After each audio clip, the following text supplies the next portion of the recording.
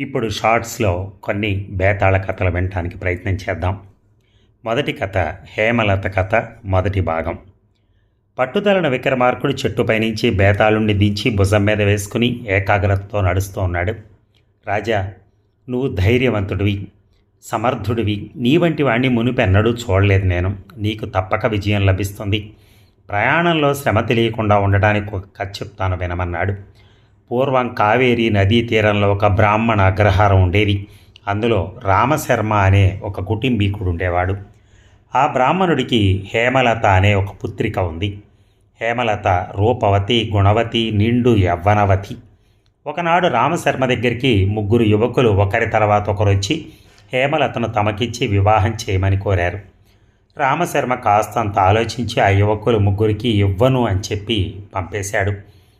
తర్వాత మరి ఏం జరిగిందో రెండో భాగంలో విందాం.